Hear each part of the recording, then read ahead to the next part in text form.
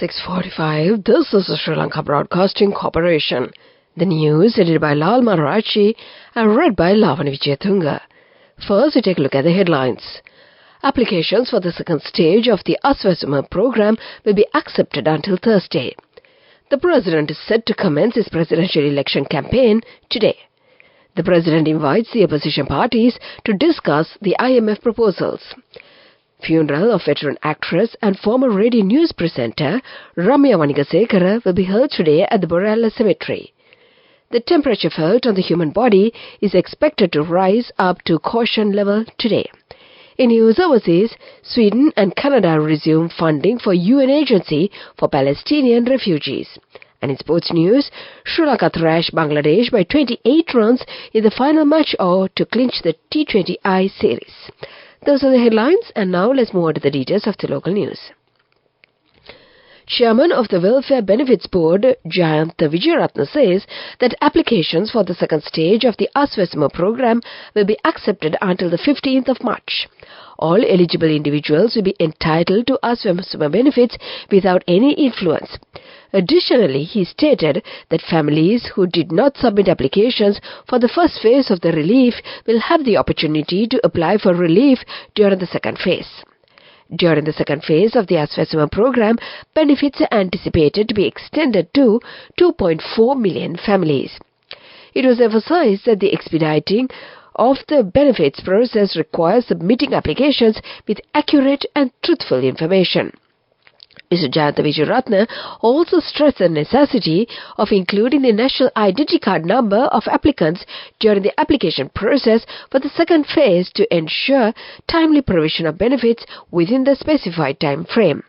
Hence, the Department of Registration of Persons has initiated a special program at the Division Secretariat level to expedite the issuance of the NICs for applicants without national identity cards.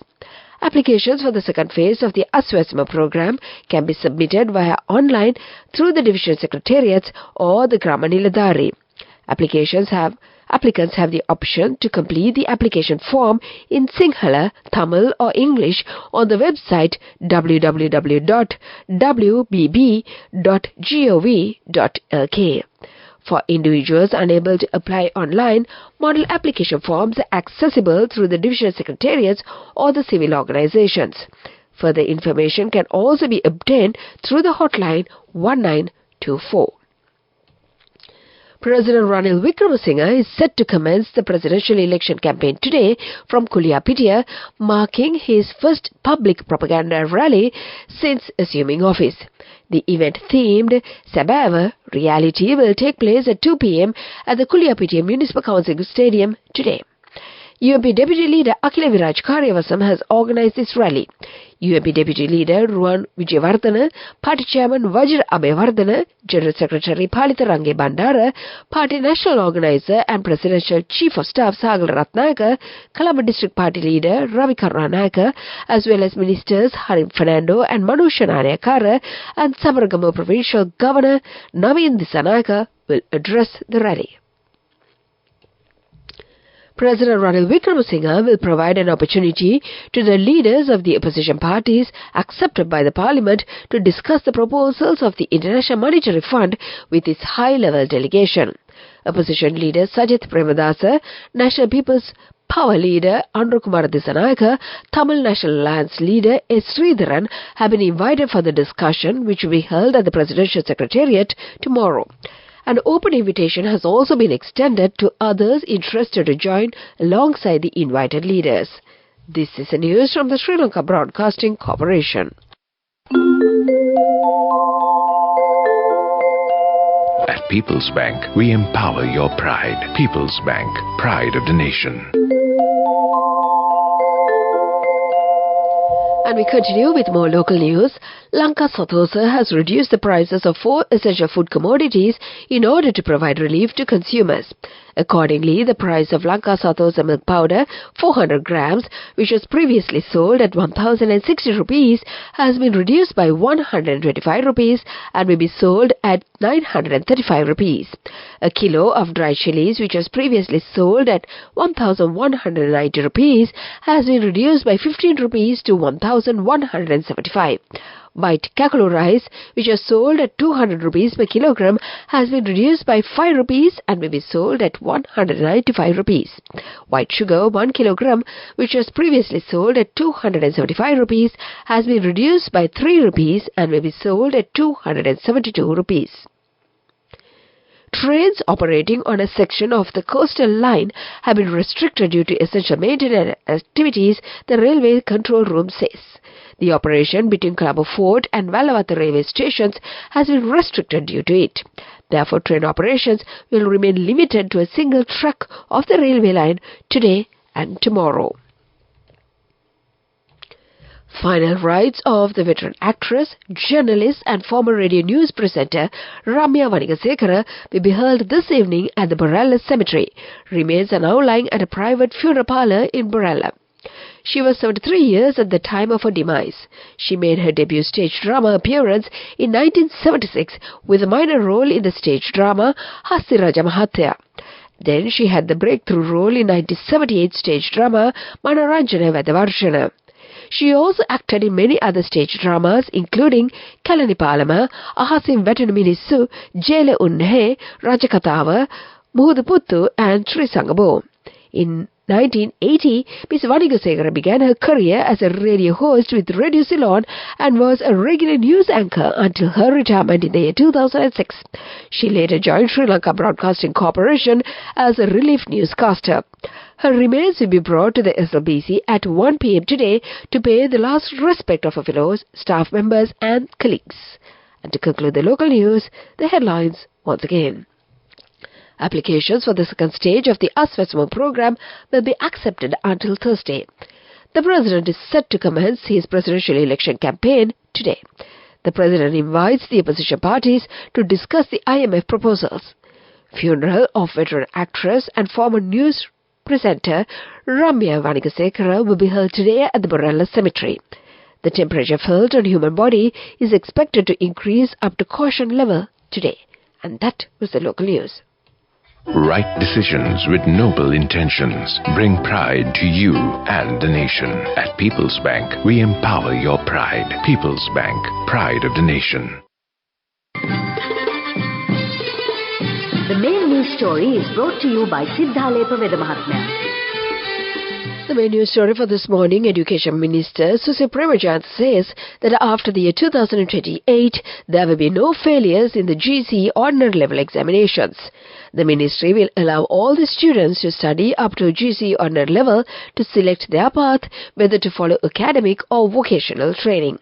Accordingly, the children need not leave their schools but can continue for another 2 years with their academic or vocational training. Subsequently, they will be directed to vocational training programs. And that was the main news story. The main news story was brought to you by Sinhala Mahatmya. And in Watchlight this morning, the heat index, the temperature felt on human body, is expected to increase up to caution level in 18 districts, including Colombo, Gampaha and Kalutara. The meteorology department said the heat index will increase up to caution level at some places in the western, northwestern, southern, northern and north-central provinces and in the Monragala, Ratnapura and Trincomalee districts. Public is advised to take precautions to prevent exposing direct sunlight at any daytime. That came to you in Watchlight. Coming up, World News.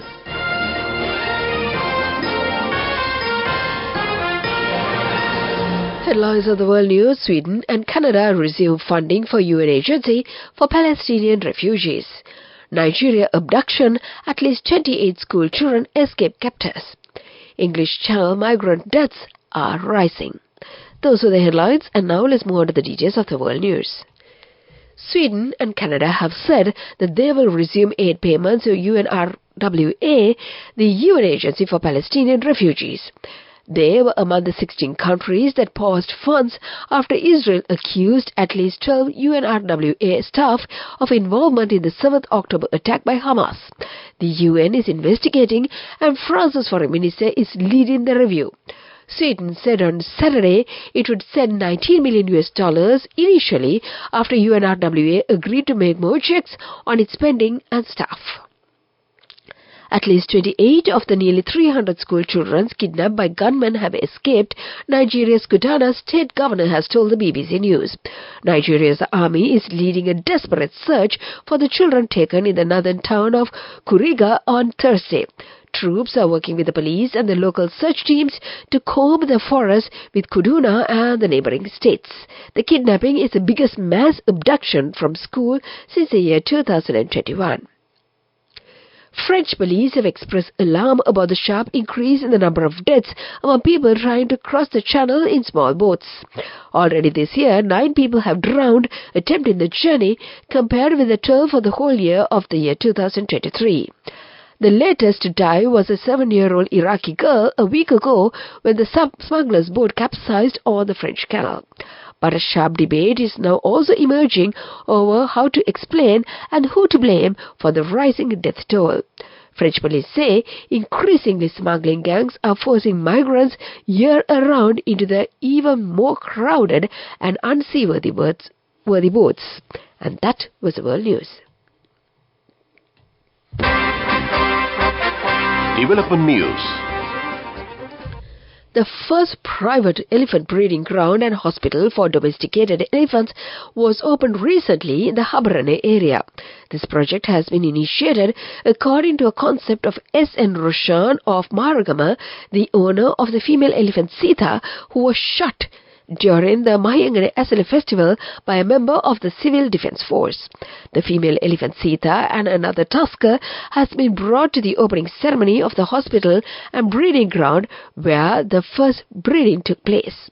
The traditional owner of elephants, Roshan, said facilities were available at the hospital and the breeding centre to train manhounds as well. He said that this will be the remedy to easing the shortage of domesticated elephants for religious and cultural ceremonies. And that came to you in the segment of Development News. Moving on with sports news. A sensational hat-trick by pace bowler Nuwan Thushara rattled Bangladeshi top order as the hosts were handed a defeat of 28 runs by Sri Lanka in the third and decisive match of the 3-match T20 series in Sylhet International Cricket Stadium yesterday. Chasing a target of 135, Bangladesh found themselves reeling at 24 for 5 inside the fourth over, courtesy of a fiery hat-trick by pacer Nuwan Thushara, who was the only playing his 8th T20 match. If not for the spectacular rearguard charge by Rishad Hussain and Taskin Ahmad, Bangladesh's defeat was bound for a massive one. Thushara joins Thisara Pereira, Lasith Malinga, Akila Dhananjaya and Vanidhu Hasaranga as the only Sri Lankans to take a hat-trick in the T20I format. That was the sports news. Business news coming up. Go ekak thiyana youth eකට life එකේ change එකට නියමෙට set වෙන්න ඇස් වහගෙන දැකපු හින හැබැ කරන්න youth එකට නියමෙට set වෙන friendship එක මෙන්න. The all new NSB Ithru Mithru account, NSB IAM, a plan for your dream. Business news sponsored by National Savings Bank, the safest place for your money. The State Trading Corporation says that it is ready to import 40 million eggs in line with the forthcoming festive season. This process will begin from next month. The objective of this move is to provide eggs without any shortage during the New Year festive season. That was the business news. Economic news follows. Business news sponsored by National Savings Bank, the safest place for your money. Go ekak thiyana youth එකට life එකේ change එකට නියමෙට set වෙන්න ඇස් වහගෙන දැකපු හින හැබැ කරන්න youth එකට නියමෙට set වෙන friendship එක මෙන්න. The all new NSB Ithru Mithru account, NSB IAM, a plan for your dream. In economic news, the price of imported red onions has fallen, while the local red onions are not available in the economic centre, which is a major vegetable distribution centre in the island. During the last few seasons, onions were cultivated, especially in the Matale district. But for various reasons, only imported onions are available now. As a result, big onions is also exported imported rather, and the private sector has the monopoly in this import.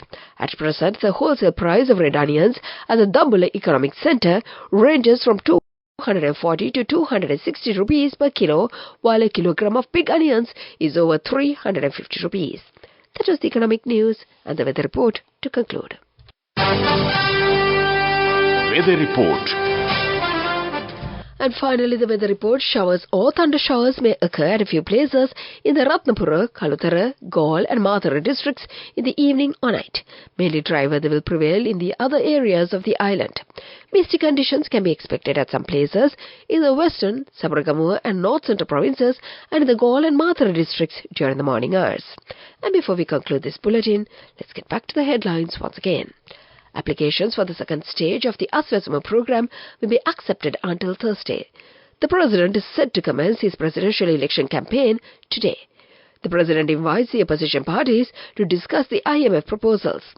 Funeral of veteran actress and former radio news presenter Ramya Vanigasekara will be held today at the Borella Cemetery. The temperature felt on human body is expected to increase up to caution level today. In news overseas, Sweden and Canada resume funding for UN Agency for Palestinian refugees. And in sports news, Sri Lanka thrashed Bangladesh by 28 runs in the final match to clinch the T20I series. And with that, we conclude this bulletin of news. And now it's back to your Sunday morning host Chagi on the other side of the glass panel.